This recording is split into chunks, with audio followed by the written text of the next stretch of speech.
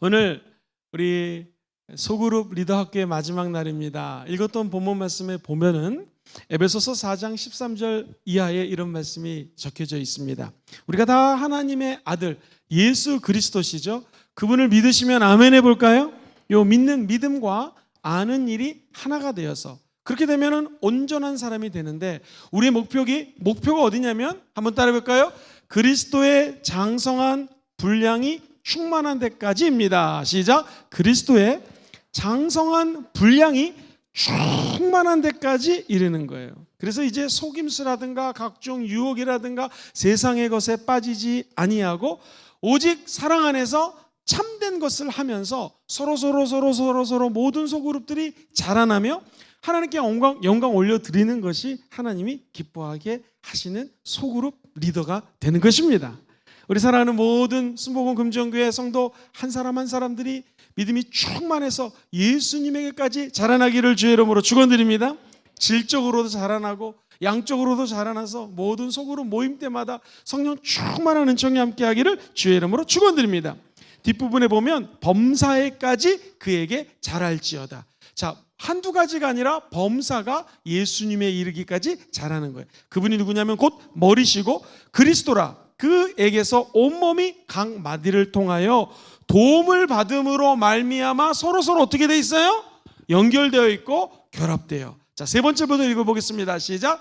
각 지체의 분량대로 역사하여 그 몸을 자라게 하며 사랑 안에서 스스로 어떻게 해요? 세우는 것이 성숙해지고 세워지는 교회, 이 목적을 위해서 하나님은 소그룹을 만들어 주셨다는 것입니다. 자, 그렇다면 소그룹을 실전에서 어떻게 활용하고 어떤 전략을 가지고 우리 순복음 금주교회가 나아가야 될까요? 첫 번째, 소그룹의 목적을 분명히 하겠습니다. 시작. 소그룹의 목적을 분명히 하는 거예요. 왜 소그룹의 목적이 분명해야 되는가?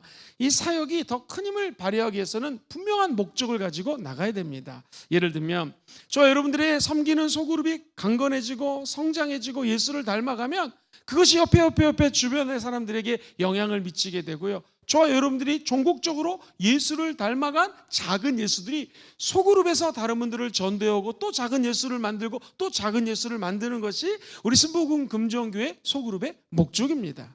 그럼 두 번째로, 소그룹마다 때로는 아주 실천적으로 전략적으로 약정을 만들 필요가 있습니다. 우리 교회에서는 이런 거 하지 않지만 한국 교회에서는요, 소그룹이 시작할 때 적어도 4가지 이상의 약정을 합니다. 첫 번째는 이 모임의 어떤 방향을 나갈 것인가, 예배의 작은 공동체가 소그룹입니다. 그래서 우리 소그룹이 모이면 많이 나누겠습니다. 이 나눈다는 것은 받은 은혜를 나누는 것도 나누는 것이고요. 한번 따라해 볼까요? 어려움도 나누겠습니다. 기쁨도 나누겠습니다. 그렇죠. 내가 받은 은혜도 나누고 어떤 사람이 어려우면 그 어려움도 나누고 그리고 기쁨도 나누는 것이 바로 이 소그룹 공동체예요. 그리고 크기를 정하는 것입니다. 우리 순복음 금정교회 소그룹들은요, 일반적으로 우리 교회 성장학이나 리더십에서는요, 소그룹은 6명에서 12명이 결속력이 제일 강하다고 합니다. 그래서 우리 예수님도 12제자죠.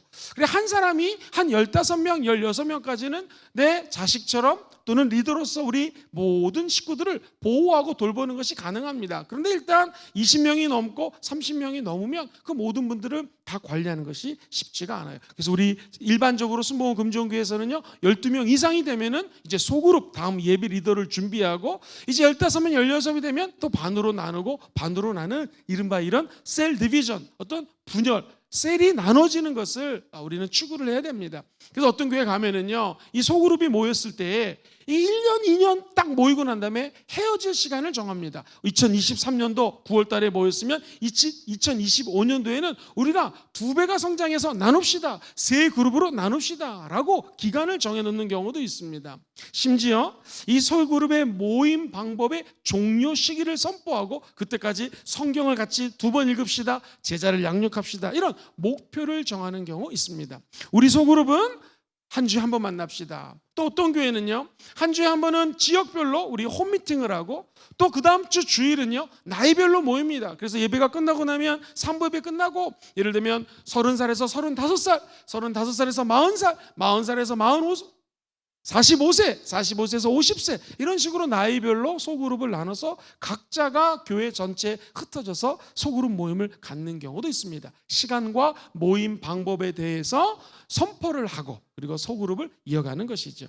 그리고 제일 중요한 것은 헌신입니다. 내가 이 소그룹에 참여하고 함께 하겠습니다라는 서약서 같은 것을 심지어 적는 교회도 있습니다. 이처럼 분명한 목적과 약속을 하고 난 다음에 세 번째, 한번 따라해 볼까요? 소그룹 지도자를 정기적으로 훈련하기. 시작. 소그룹 지도자를, 이제 코로나가 끝났기 때문에 제가 직접 소그룹 지도자를 자주 만나서 정기적으로 훈련을 할 것입니다. 그래서 일반적으로 얘기하는 공유된 리더십, 혹시 들어보셨나요? 리더십 책을 보면 shared leadership이라는 책이라든가 이 단어가 많이 있어요. shared라는 건 뭐예요? sharing이 나누는 거잖아요. 리더십이 갖고 있는 비전과 우리 교회 나아갈 방향들, 그리고 우리가 중직 비전 트립을 마쳤으면 이제 무슨 트립이 기다리고 있죠? 10월 말이나 11월 초에 어르신들을 위한 실버 비전 트립이 기획되어 있습니다. 그때 우리 소그룹별로 우리 셀에, 우리 홈 미팅에 어르신들은 누구고 우리 교회 어르신들을 어떻게 모시고 갈 건가라는 것들을 자꾸 리더십을 통해서 비전이 공유되는 것을 우리는 흔히 공유된 리더십, shared leadership이라는 단어를 쓰곤 합니다. 소그룹의 지도자를 잘 세우고 구비시키고 체계적으로 양육하는 것, 이것이 교회가 지향해야 될 바입니다. 네 번째, 소그룹 기본 요소의 균형 유지하기. 같이 읽어볼까요? 시작. 소그룹 기본 요소의 균형을 유지하는 것. 목사님 궁금합니다. 소그룹에서 도대체 뭐를 해야 되겠습니까? 같이 한번 저를 따라해 보시죠. 예배, 제일 중요하죠. 소그룹 모이면 예배 드리는 것입니다. 두 번째, 양육하는 것은 훈련을 시키는 거죠. 말씀을 양육하고 예수 믿는 사람들이 어떻게 살아야 되는 것을 소그룹 리더가 본을 보이면서, 한번 따라해 볼까요? 말씀으로 삶으로. 시작. 말씀으로 삶으로. 다시 말하면 성경으로 우리 리더십의 몸으로 양육을 하는 것입니다. 그리고 세 번째가 제일 중요합니다. 교제. 시작. 교제. 소그룹 모여서 뭐 하는 거예요? 교제합니다. 이렇게 1대 몇백 명이 있으면 교제하기가 참 힘들어요. 그러나 12명 안에 모이면 소그룹으로 교제할 수가 있습니다. 자, 이렇게 교제하는 거 너무나 중요하고요. 종국적으로 소그룹의 존재 이유는 따라해볼까요? 선교. 그렇습니다. 우리 소그룹이 모여서 뭐 하겠다라는 거예요? 국내 선교, 세계 선교, 그리고 우리가 땅끝까지로 증인되지 못한다 할지라도 결국에 하나님이 땅끝에 있는 사람들을 우리 한국으로, 부산으로 불러주고 있습니다. 저는 이것을 하나님이 갑자기 보내주신 보배라고 생각합니다. 그리고 하나님이 보내주신 땅끝이에요. 오늘도 우리가 오전 11시에 부산 외대에 올라가서요, 처음에는 50명이 온다고 하더니 80명이 넘는 외국 학생들이 와서 함께 예배를 드렸습니다. 그분들이 원래 우리가 땅끝까지 가야 돼요. 이태리에서 왔고, 중국, 그리고 뭐 베트남, 세계 각처에서 온 젊은이들이 함께 예배를 드렸어요. 원래 우리가 사도행전 1장 8절 암송해 봅시다. 시작. 오직 성령이 너에게 임하시면 너희가 권능을 받고 예루살렘과 온 유다와 사마리아 땅끝까지 이르러 뭐가 돼야 돼요? 증인되는 게 하나님이 해야 될 일이에요. 하늘과 땅의 모든 권세를 내게 주셨으니 너희들은 가서 모든 족속으로 제자 삼는 게 우리 일이에요. 다른 거 하나도 없습니다. 이것만 하면 됩니다. 근데 이게 왜 은혜입니까? 이제 그 하나님이 보내신 땅끝이 우리 곁에 와 있습니다. 그래서 이분들에게 선교를 하고 사랑을 전하는 거 굉장히 중요하죠. 또 하나, 땅끝의 개념은 내 옆에 앉은 사람이 땅끝이에요. 지구 한 바퀴 돌면 한 바퀴 끝에 앉은 사람이 내 남편, 내 아내, 내 자녀, 그리고 옆에 앉아 계신 여러분의 성도님들이십니다. 그분들에게 복음을 증거하는 것, 이게 소그룹의 목적인 것이죠. 한번 정리해 볼까요? 예배, 양육. 시작. 예배, 양육. 교제, 선교. 시작. 교제, 선교. 이 기본적인 네 가지가 흔들리면 안 돼요. 여러분, 만약에 우리 소그룹이 있는데 너무너무 소그룹이 친해요. 그래가지고 우리끼리 먹고 마시고 재밌고 다른 사람이 들어오지도 못하고 성경적인 양육도 안 되고 예배도 안 되고, 이게 큰 문제죠. 그래서 이 네 가지가 항상 밸런스를 가지는 소그룹이 하나님의 뜻이고 균형 유지하는 것이 너무나 중요합니다. 다섯 번째, 효과적인 소통 구조 갖추기. 시작. 효과적인 소통. 인격적이고 개인적인 관계를 갖는 것. 예전에는 90년대만 해도 카톡 이런 거 없었죠. 핸드폰도 잘 쓰지 않았습니다. 그래서 우리가 다 어떤 가정에 모여서 우리가 예배를 드렸죠. 그런데 이제는 이 소통하는 방법이 바뀌었어요. 코로나 이후로 하나님이 한국교회에 주신 축복이 카톡인 줄 믿습니다. 이 소그룹별로 카톡으로 서로를 격려하고 말씀을 보내고 나 말씀 읽었어요 라고 이모티콘 올리는 것이죠. 나 이모티콘 안 올리고 있습니다. 손 들어보세요. 한 명도 없네요. 다 올리고 계신 줄 믿습니다. 자기가 말씀 읽었으면 소그룹에 나 읽고 있어요, 뭐 은혜를 받았습니다 라고 올리는 거, 이게 효과적인 소통이고, 이분은 이 말씀에 은혜 받았네, 요즘에 이게 기도 제목이더니 이걸 통해서 하나님께 나아가고 있구나, 직간접적으로 소통할 수 있고요. 힘들면 기도 제목 올려서 오늘 무슨 일이 있습니다, 오늘도 제가 아는 목사님 소그룹 방이 있는데 이거 위해서 기도해 주세요, 저희들이 중보기도 함께 카톡으로 했습니다. 이런 식으로 카톡을 통해서 또는 전화를 통해서 모임을 통해서 서로 소통 구조를 확실히 하는 거 굉장히 중요합니다. 그 다음에 6번째는요, 문제가 만약 생겼으면 어떻게 될까요? 적극적으로 해결하기. 같이 읽어보겠습니다. 시작. 문제가 생겼을 때 적극적으로 어떻게 해요? 해결하는 거예요. 한번 저를 주목해 보시기 바랍니다. 우리가 그 리더십을 하게 되면 여러 가지가 많아요. 뭐 리더십, 상담, 멘토링, 그리고 여러 가지 것들이 많이 있는데 그 중에서 여러분 코칭 리더십이라고 혹시 들어보셨는지 모르겠습니다. 이 코칭 리더십은 원래 1800년대에 마차를 타고, 제가 오늘 순복음 금정교회 남산동에서 구소동으로 마차를 타고 갑니다. 그래서 정확한 출발지가 있고 목적지까지 향해 나가는 일련의 과정을 우리는 코칭 리더십이라고 하는 카테고리에 집어넣습니다. 제가 이 소그룹을 연구하면서, 소그룹 리더 학교잖아요. 리더십에 제일 가까운 리더십의 유형이 이 코칭 리더십이에요. 목사님 좀 생소합니다. 이 코칭 리더십이 뭡니까? 멘토링도 들어봤고, 예를 들면 소그룹 리더십에 대해서 많은 강의들을 들어봤는데, 코칭은요 아주 간단하게 정리를 할 수가 있어요. 이게 뭐냐면요, 여기 리더가 있습니다. 보통 코치라고 얘기를 하곤 합니다. 여기 우리 참여자가 있어요. 우리는 P코치라고 얘기를 하고 합니다. 즉 코치인 리더가 우리 그룹에 성도들이 있으면, 첫 번째, 두 사람이 또는 이 리더와 소그룹에 모이는 사람들이 따라해볼까요? 관계 맺기. 시작. 관계 맺어요. 관계를 맺어야 됩니다. 그리고 난 다음에 친해지는 거죠. 그래서 우리가 아이스 브레이크라고 해가지고 모이면 어깨도 두드리고 자기 이름으로 삼행시를 지어보겠습니다 하고 숙제도 내보고요. 또는 옆에 있는 분의 하선욱 목사님을 가지고 삼행시를 지어보겠습니다. 한번 갑자기 지어볼까요? 운을 띄워주시죠. 하 외치시면 됩니다. 하하하하. 그 다음 뭡니까? 선한 사람. 욱하지 않는 사람. 할렐루야. 뭐 이런 식으로 해가지고 하선우 목사님을 소개한다거나, 뭐 내 이름을 가지고 할 수도 있고, 이런 식으로 옆에 있는 사람들하고 아이스 브레이크 하는 거, 일종의 관계 맺는 과정이라고 볼 수가 있습니다. 두 번째는요, 이게 제일 중요한데요, 출발지를 정하는 거예요. 출발. 자, 우리가 지금 서 있는 곳이 어딘가를 정하고, 그 다음에 중요한 것은요, 여기서 또 십자가가 나오는데요, 세 번째 한번 따라해볼까요? 목적지 정하기. 시작. 목적지 정하기. 도대체 이 관계가 어디로 출발해서 스타트해서 어느 목적을 향하여 달려갈 것인가. 오늘 우리 젊은 사람들이 많이 왔으니까 한글로 쓰겠습니다. 출발을 하고 여기 목적을 향해서, 데스티네이션이죠. 어느 목적을 향해서 나아가느냐를 정하는 것이 이 바로 첫 번째 관계를 맺고 출발하고 목적지를 찾아가는 게 이 코칭이에요. 그러면서 네 번째로요, 여기에는 일련의 과정이 있거든요. 자, 여기를 실행이라고 표현을 해보겠습니다. 네 번째 한번 따라해볼까요? 실행하는 것이죠. 목적을 정했으면 하나 둘씩 코치와 함께, 리더와 함께 실행해 나가는 일련의 과정이 이 코칭 리더십이에요. 자, 근데 실행해서 뭐 할 거예요? 도대체 왜 우리가 이 어떤 사람과 관계를 맺고 목적지 정하고 출발지 정해가지고 실행해 나갈까요? 다섯 번째 한번 따라해볼까요? 변화.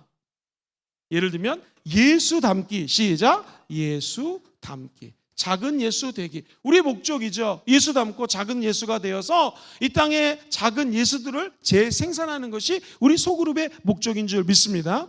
목사님, 이게 좀 어려워요. 예를 한번 들어봐 주시겠습니까? 한번 이런 예를 들어보겠습니다.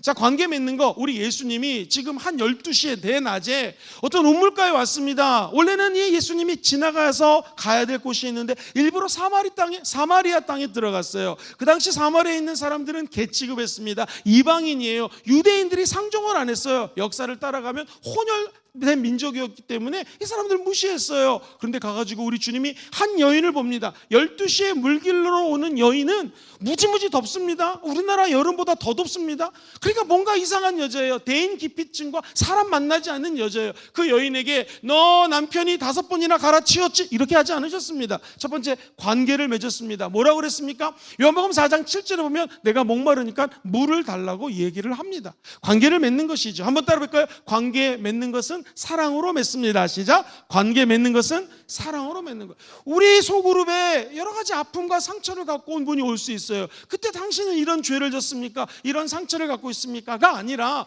그분에게 질문하는 거예요. 무엇으로? 사랑으로. 나에게 좀 물을 주십시오. 목이 마릅니다. 그때는 이 여인이 질문을 합니다. 아니 예수님, 지금 여기는 사마리아 땅입니다. 저는 유대인이 아닙니다. 왜 저에게 물을 달라고 합니까? 이 물을 마신들 무슨 목이 갈증이 해결되겠습니까? 그러니까 우리 주님이 본론으로 출발지가 여기고 목적지가 여기다 이런 말 하지 않습니다. 뭐라 그래요? 누구든지 이 물을 마시는 자는 다시 어떻게 돼요?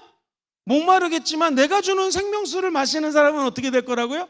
영생을 할 거라고 그래. 영생? 아니 그럼 영생은 뭐 예배랑 관련된 건데 저기서 예배를 드리라고 그러고 여기서 예배를 드리라고 하는데 내가 어떻게 예배를 드려야 되겠습니까? 라는 또 질문을 합니다. 그때 우리 예수님이 뭐라고 그래요? 하나님은 지금도 예배하는 자를 찾고 있느니 예배하는 자는 뭐하고 뭐로 예배를 드려요? 영과 진리로 예배드려. 여러분 지금 다 아는데 모른 채 하는 거죠?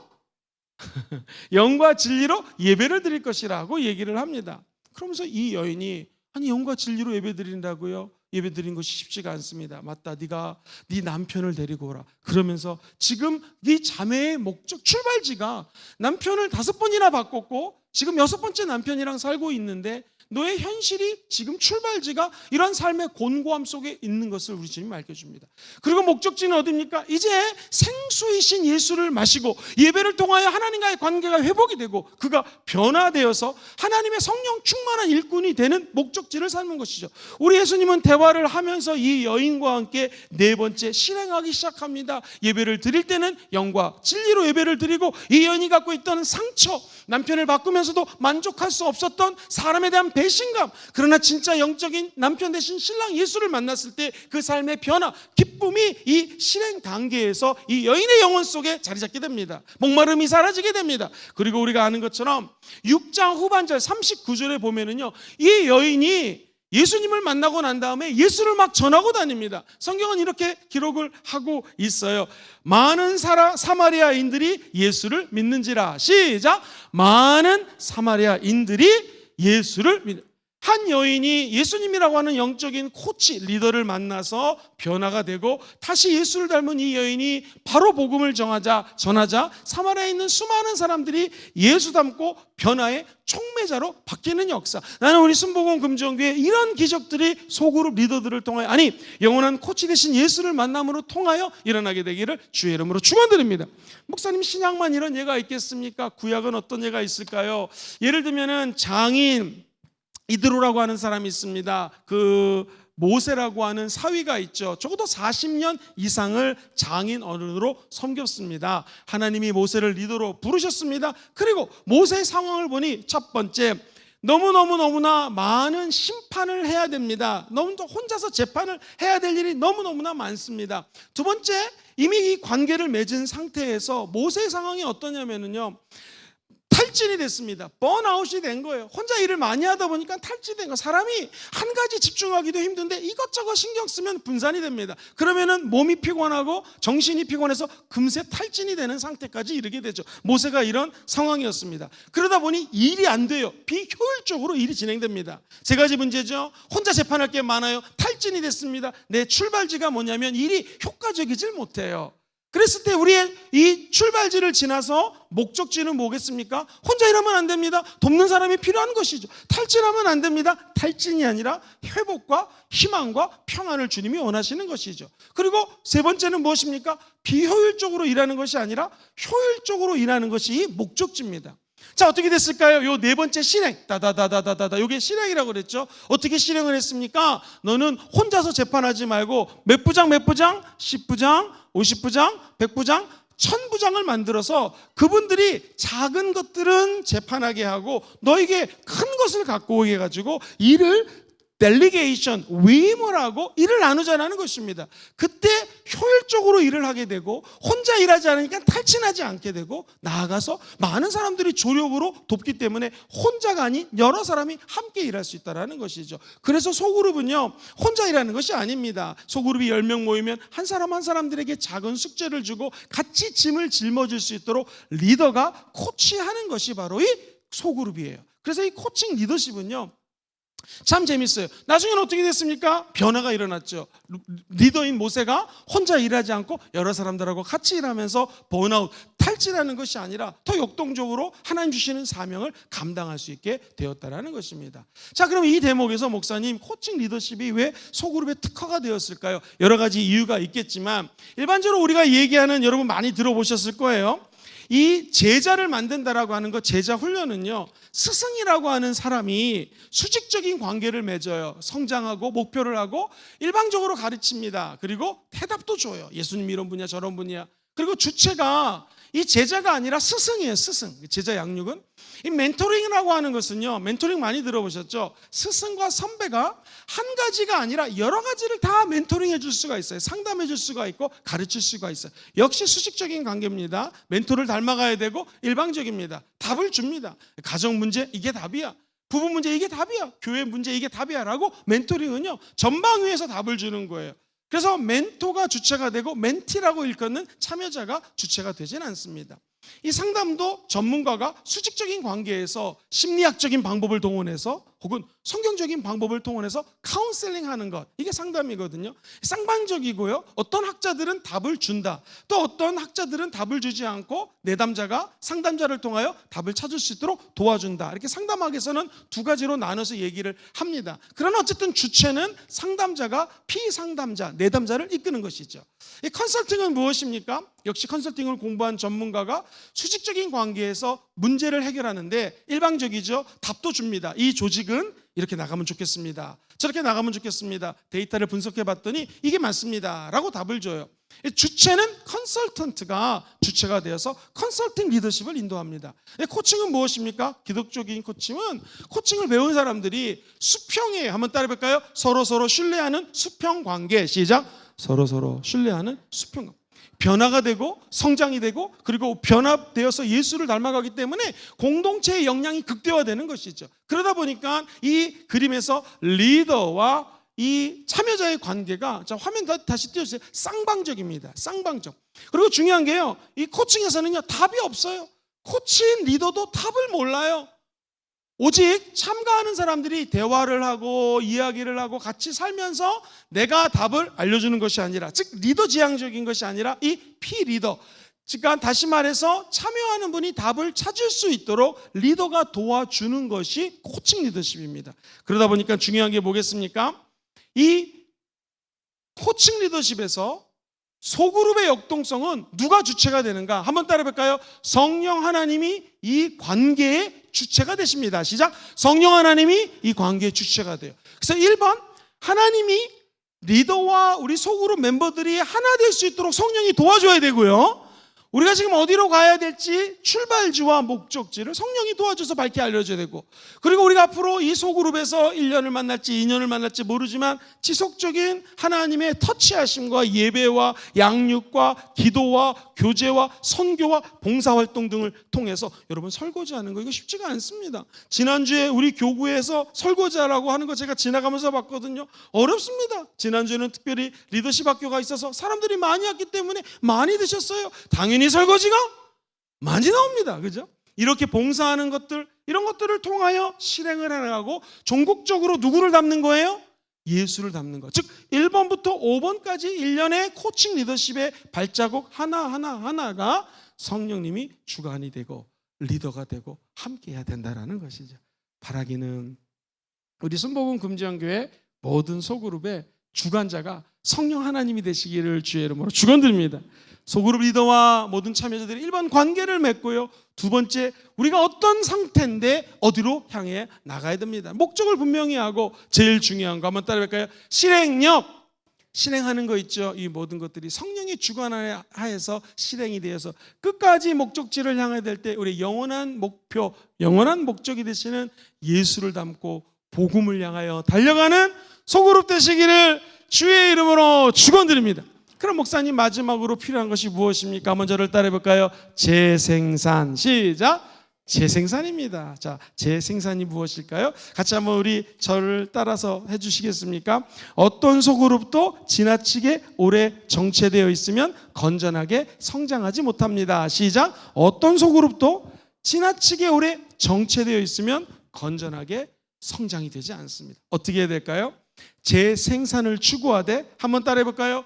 선교와 하나님 나라를 위한 재생산. 시작. 선교와 하나님 나라를 위한 재생산을 해야 된다는 것입니다. 선교는 무엇입니까? 물론 외국 사람들에게 복음 전파하는 거 선교입니다. 근데 진짜 선교는요, 한번 따라해 볼까요? 선교적 삶을 사는 거. 시작. 선교적 삶을 사는 거. 내가 이 땅에서 선교사로 내 삶의 현장에 파송됐다고 믿는 것이죠.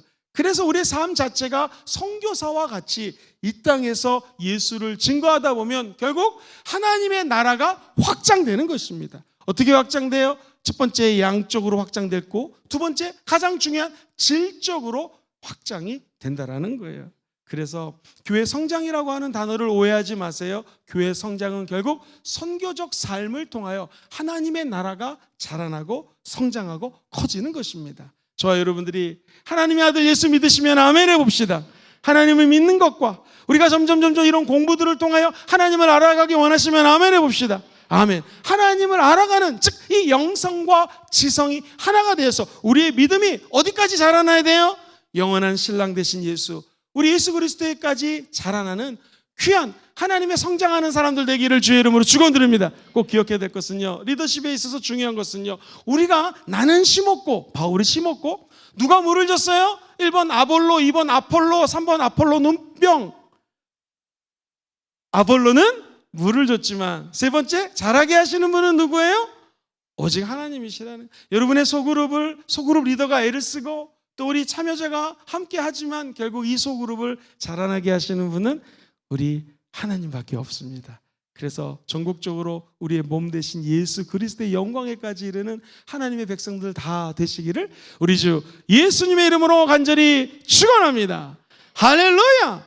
모두 다 소그룹 리더가 되시기를 주의 이름으로 축원드리고요, 그냥 리더가 아닌 예수를 닮는 리더가 될지어다.